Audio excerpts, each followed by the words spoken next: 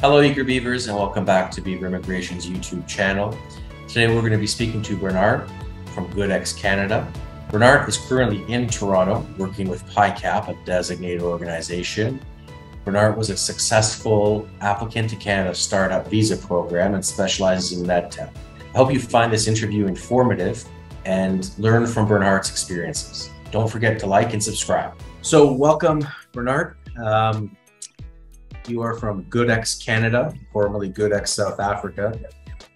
You just entered Canada through the startup visa program on temporary work permits.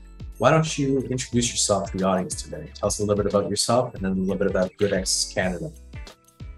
I'm Bernhardt Garlipp and I'm from GoodX Healthcare Canada. We are in the medtech industry, assisting doctors and primary healthcare physicians with software to make their life easier for them and their patients. Personally, I was born in South Africa, was raised there and come from a more technical background, and then started my career in the medical industry. I've been working for 10 years for the South African branch, and we decided to actually expand into South Africa, into Canada.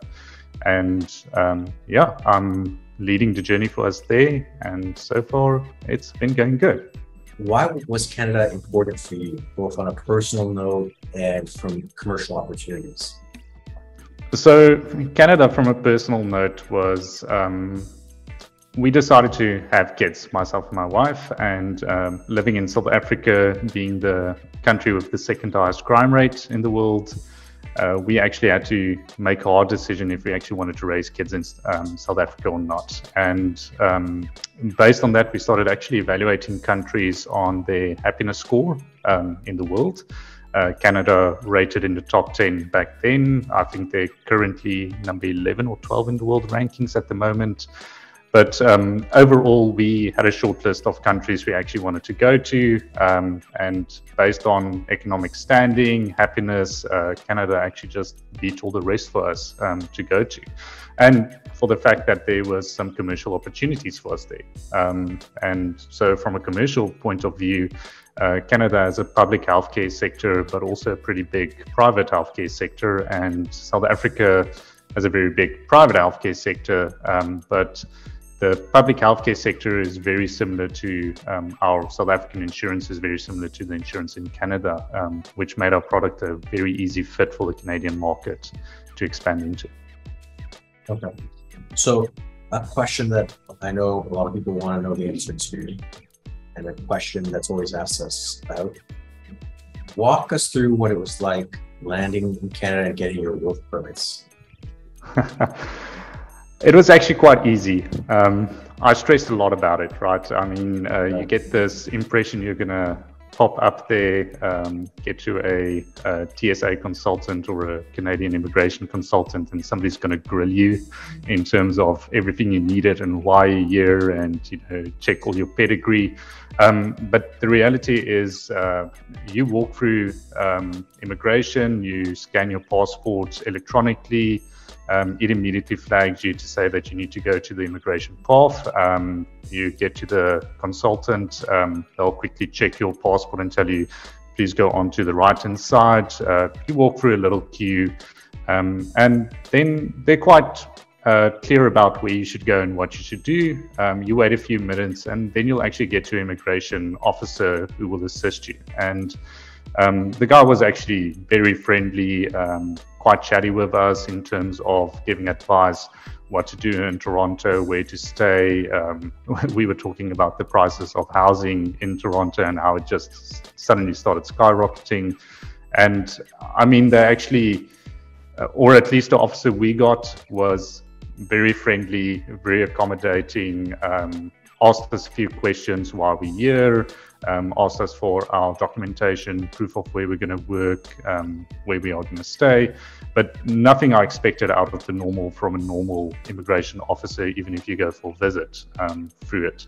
So all in all, it felt a lot more stressful beforehand, but once you're in the situation, it probably took about 15 minutes to clear it, and it was a seamless, easy process to go through.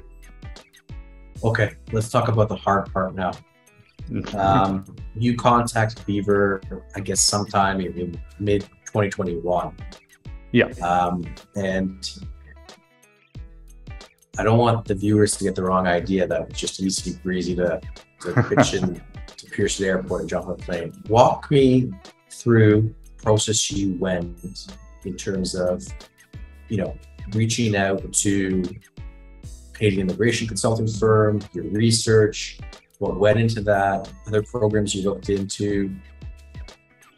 Walk us through that point just before you contacted me. Yeah, so I think I need to start off with, landing was probably the highlight of this year for us. It has been a 3-year process getting to this point. So we obviously started off with the express entry process. It's a very appealing process for people who are skilled, people with education levels, and with a fair amount of funds to provide the minimum funds that you need. So me and my wife qualified for everything on top of that. We actually applied for the express entry process, and then lo and behold, about a month after we applied, COVID hit, and the entire express entry process just came to a standstill for anyone that wasn't Canadian experience or provincial nominations being drawn. So for about a year and a half, we were hoping that process would get better, but the points just started climbing and climbing and climbing. We got to a point where even with a provincial nomination, it was unlikely unless you did your IELTS, got your degrees accredited with WES, that you would actually even be drawn, because they were doing 600 plus points at that process. So I started actually doing some investigations in terms of labor market impact assessments, trying to get jobs in Canada, and taking into the fact that both my wife and I are in technical fields, we're quite skilled. I've spoken at a number of international conferences regarding technical topics. I kept getting the same answer in interviews, and my wife got exactly the same answers. People were telling us we're exactly what they want, but they're not willing to do a LMIA with us to go through that process. And unfortunately, if you aren't applying to any of the big 5 IT companies, Amazon, IBM, those guys, the smaller guys just aren't willing to actually go through the effort to do LMIA with you. So I actually ended up trying to do my own company in Canada, but felt that was a bit fishy because there's some other process for it. And I decided before actually continuing with that entire process, I would rather contact an immigration lawyer just to make sure everything's above board. Purely for the fact that I didn't want to end up in a situation where I get rejected and being told I did something illegal and I'm not allowed to immigrate from that. And at that point, I did some research, did some cost evaluations in terms of what the cost would be of different immigration firms. And for the fact that Beaver was in the range of all the other guys and actually quite close by to us in Pretoria, well, you're situated in Johannesburg, but we were in Pretoria, it just made it a lot easier for me to trust somebody in South Africa versus contacting an immigration lawyer sitting in Toronto or Vancouver or in the States, well, in Canada, and I have no idea, can't visit the person if I ever feel I need to go and see them in person. And yeah, that was our journey up to the point where we met Beaver and Nicholas. So I think when we had our first consultation, if you remember, we asked you what it is you want to do. And I guess for me, the reason I pitched you on the startup visa program is obviously immigration was, a primary intent for you, but I think you had mentioned to me that by the end of the day, like, you're a tech entrepreneur, right? Yeah. I'm sure you were willing to take a job maybe with somebody else, but at the end of the day, you have this, lengthy experience in med tech, and long-term, the logical conclusion was, from your experiences, you were going to start your own thing.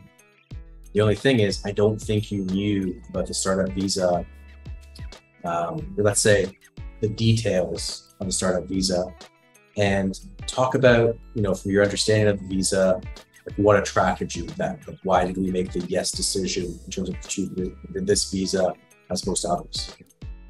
So I think there were at the end of the day, probably two primary factors to the startup visa, which was very alluring to us.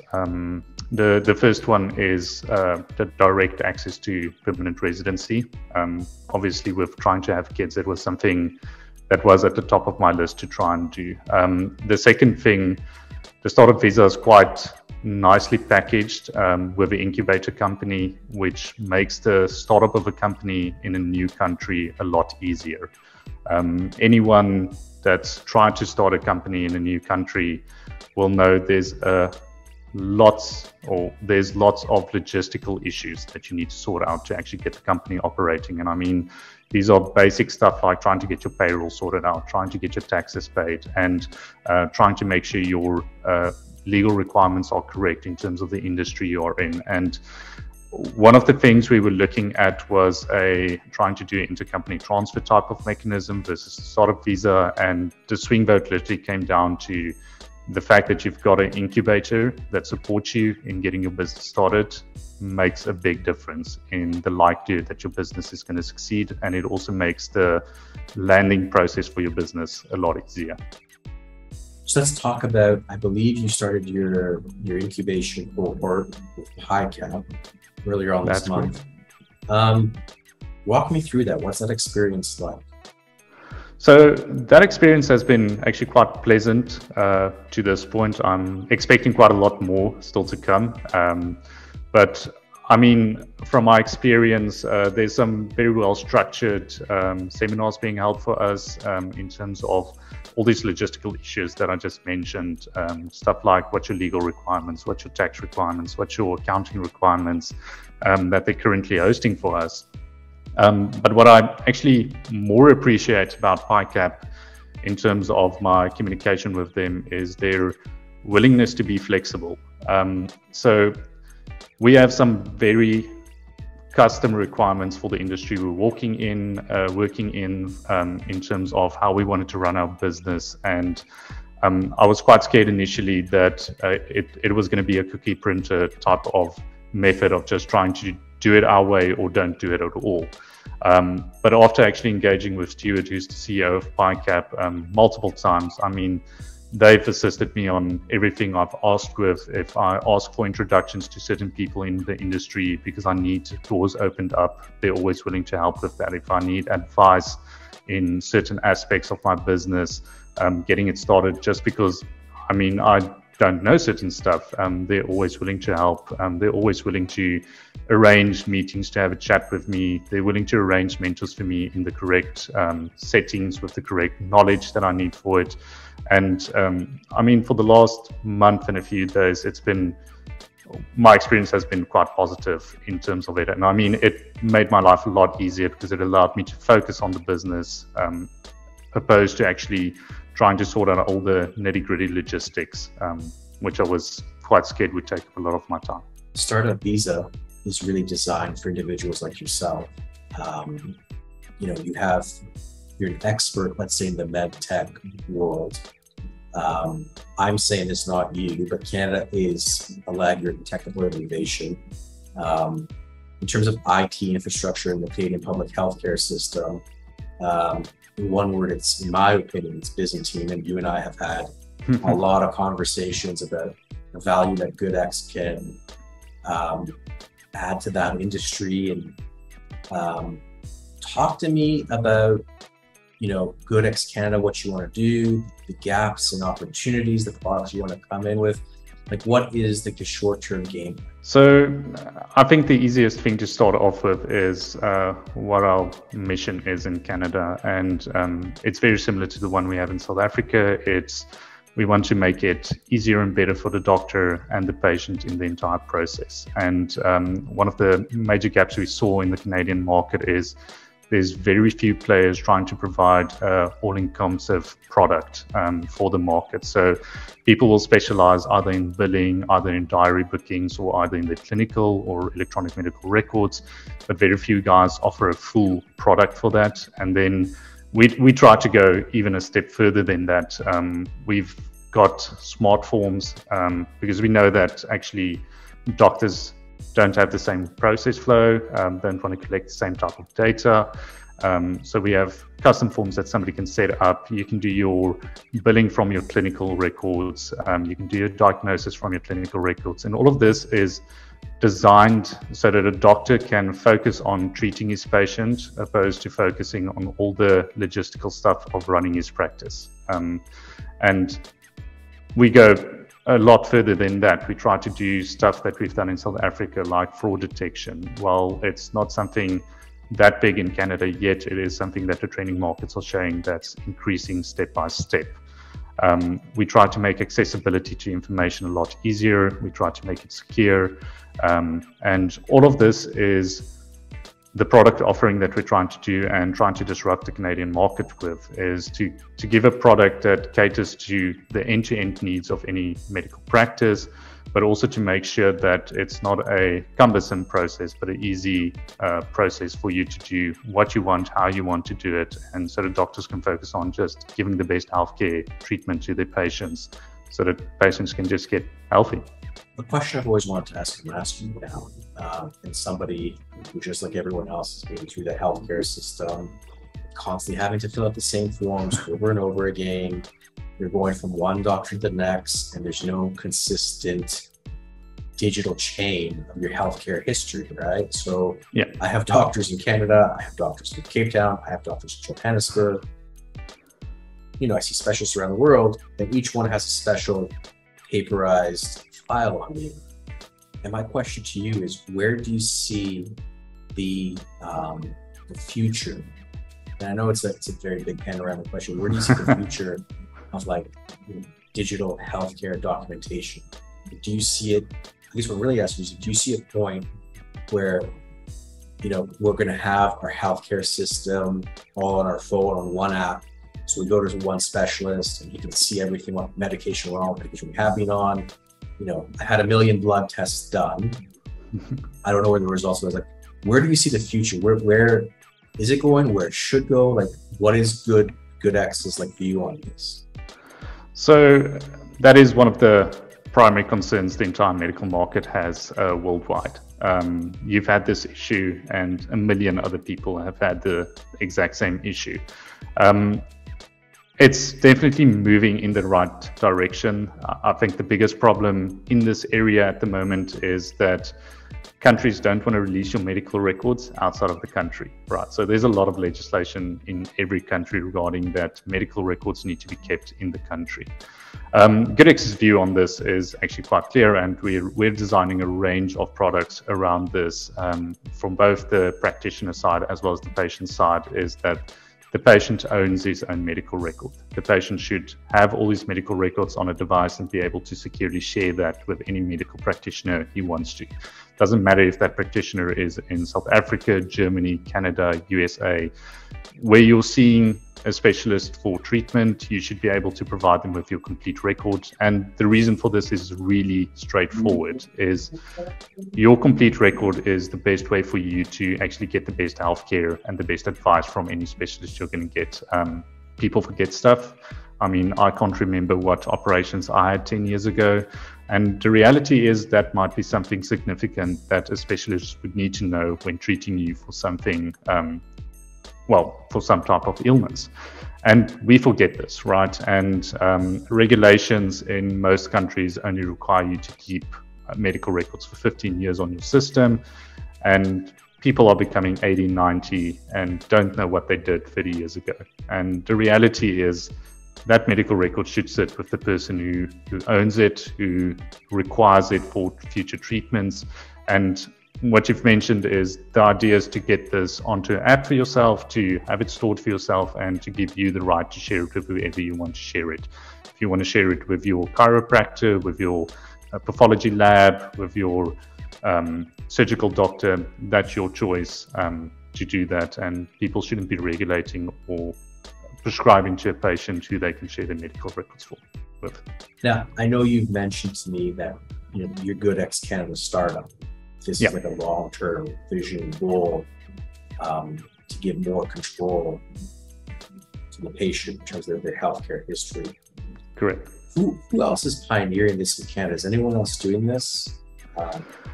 Without mentioning names, but like I know you've come in with a solid business plan and strategy around your unique products, the way you design the software, but where is the Canadian market right now?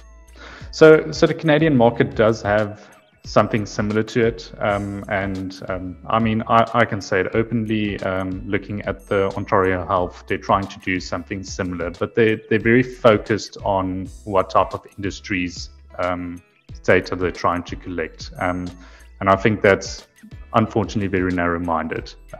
The fact that you're only looking at specific specialities means that a lot of specialities gets excluded out of the process. And at the end of the day, if you want to look at a holistic view to provide proper treatment to any patient, you need to look at the full picture and not as a smaller section of it. There are definitely players in the Canadian market trying to do that, and we're not going to be the first guys to do it.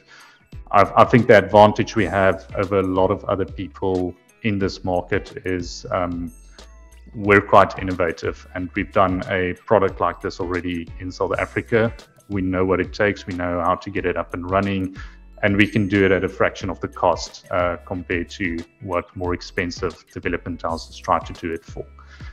Which means our investment is smaller, we can take a bit more risk with it, while what I've seen in the industry is people are really throwing like hundreds of millions of dollars onto the problem and not getting to a viable product because it's not usable by the end user. It's designed to help big corporates versus designed to help the end patient at the end of the day. Okay, enough of the serious stuff now. Tell me what it's like being a South African in Canada. You guys have now been there for more than a month. I know you traveled there on vacation, an exploratory visit before, but tell me what shocked you, what's thrown you off guard, similarities, like, what's it like? I'm going to start off with the number one thing that shocked me is how polite Canadians are. Oh, here we go. And it's, I mean, I've heard about this, and it's honestly, it's one of those things where in South Africa you always wait for the other shoe to drop when somebody's this polite with you, and the other shoe hasn't dropped yet. So it's refreshing. It's in terms of people are trusting, people are helpful, and it's honestly one of the reasons why when we came to visit Canada, it was also one of the reasons why we decided this is probably a good place for us to move. I do like a culture of people that trust each other. I do like a culture of people who take ownership of the environment, who wants to partake in the community. And it's something we've experienced here when we landed for that. In terms of things that shocked me is the range of prices on products in the shops is, it was a shock to see that some supermarkets, stuff would literally cost double compared to a different supermarket, and then next week they'll just swap it around and it would be the inverse. The one would be really cheap on the same product and the other one would be really expensive. So in South Africa, stuff are very similar priced across all grocery stores. In Canada, you do need to actually look at your specials and look around. Stuff do vary quite a lot. The other thing is, one of the big shocks if you're ever moving to Ontario is finding out that your international driver's license is only valid for 60 days. So that was a big shock for me when I realized that. It's easy enough to actually get your driver's license here as long as you've got some driving experience and everything. So that was a pretty big shock. And then credit scores and checks. Checks is the other thing. I was so shocked when a bank asked me to send them a blank check for the other bank that I want to do a transfer from my one account to the other one. And I went like, who uses checks and why? So there are some stuff that does take a bit of getting used to when moving to Canada. But one of the big things and one of the advice I can give people is there's a pretty big South Africans in Ontario community group on Facebook, and everyone there is very helpful, willing to assist you. Canadians are very willing to assist you. I mean, while I've had some conversations with my bank manager about how bad Canadian Revenue Agency is. My experience in the 4 times I've contacted them was actually quite pleasant.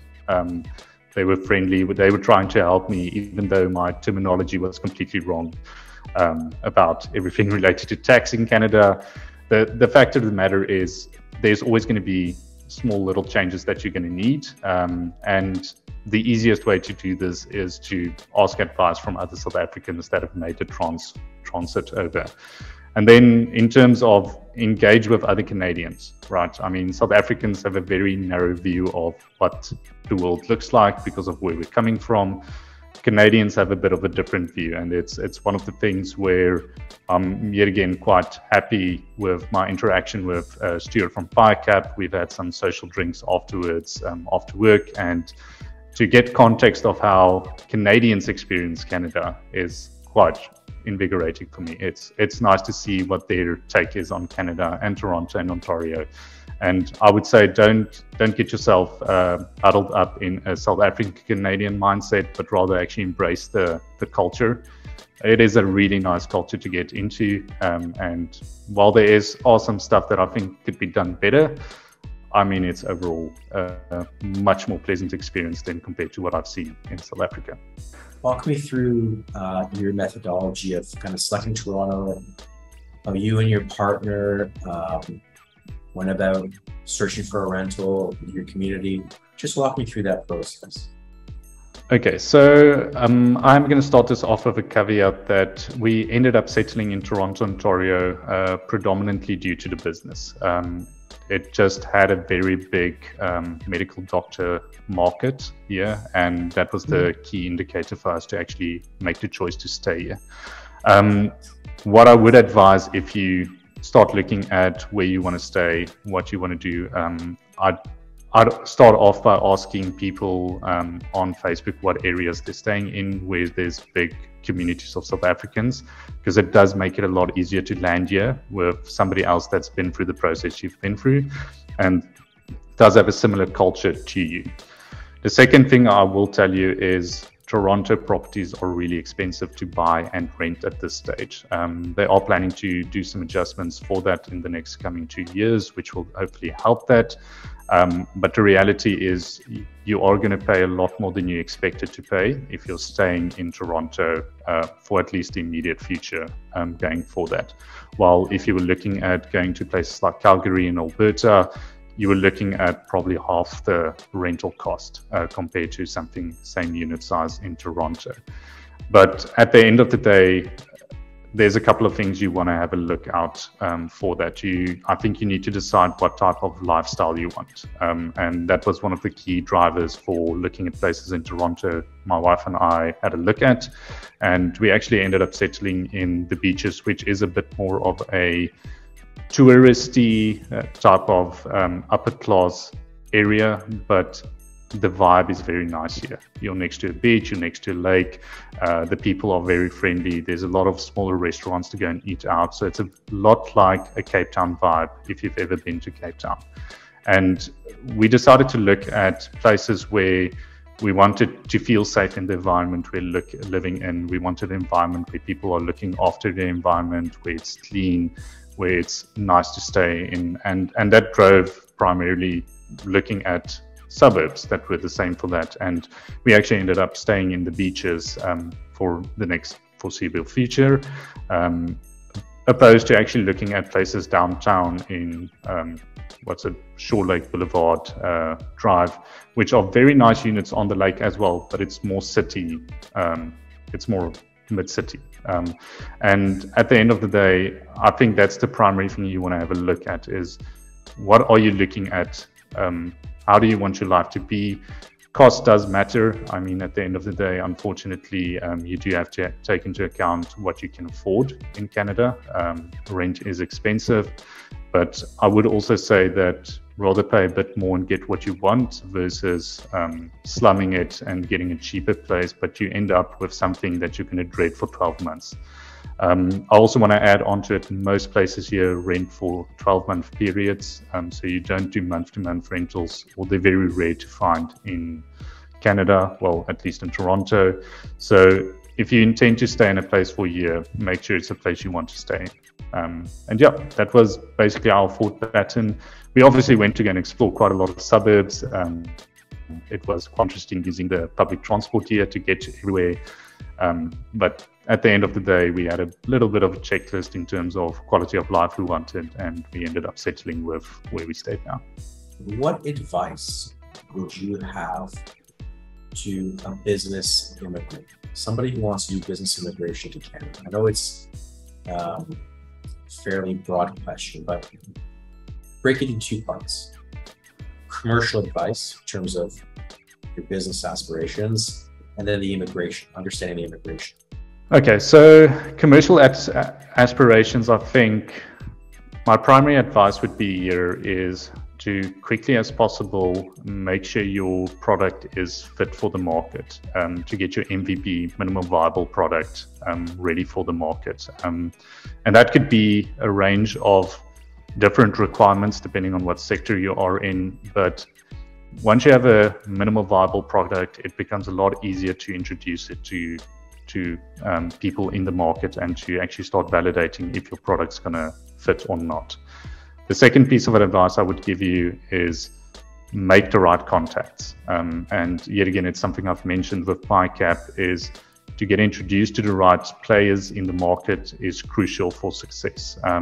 If you know the right guys in the right sector, even if they've just met you at a drinks meeting, they start remembering you, and you can start using that to your advantage to leverage your business a bit forward going on in the future.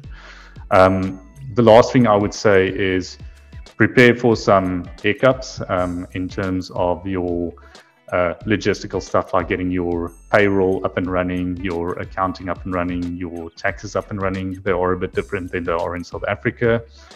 So do your research just prior to coming to Canada. It's something you can do before you land here, and it's something you'll have to do either way.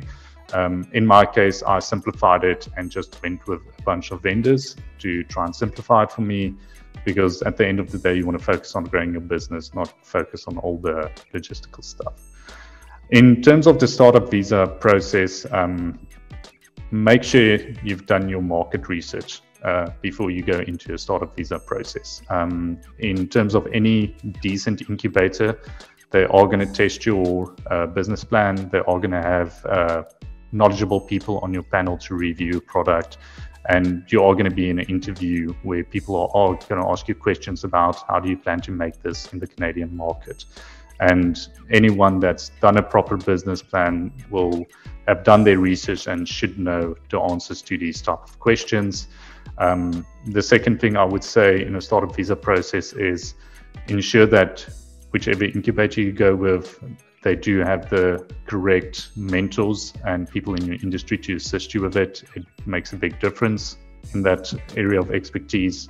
And the last thing is to make sure you've got capital. It's something that South Africans like to do stuff cheaply, but the reality is that you do need money to start a new business in Canada. Everything can't be done cheaply here. It's not like it's super expensive, but be aware that you will need funds and be prepared to make the funds available for that. And that would be my advice in terms of a SUV program for anyone that's looking to do this. I think that's all the time we have today. I know you've got a very busy day talking to clients and software developers. But I know we talked before and you're definitely happy. You've settled in quite nicely. Things are going well for the incubator. So I just want to thank you, Bernhardt. I know we're waiting for the permanent residency to come in. I know there's a long processing time, but you're there, you're operating, you're doing well. And at Beaver, we want to wish you the best of luck. You are a great client, perfect for the programs. I know you got a lot of innovative IP that you want to introduce over there and you want to scale up. So I just want to thank you and wish you the best of luck. Thank you, Nicholas. And I obviously want to thank you guys for all the assistance you gave us through this process. It's really been a lengthy process, but a lot easier than it would have been without you guys. Okay, thank you so much. Thank you for watching today's interview with Bernhardt from GoodX Canada. We hope you've learned more about the Startup Visa Program and what it takes to become a successful entrepreneur in Canada. Please email us at info@beaverimmigration.com or comment below.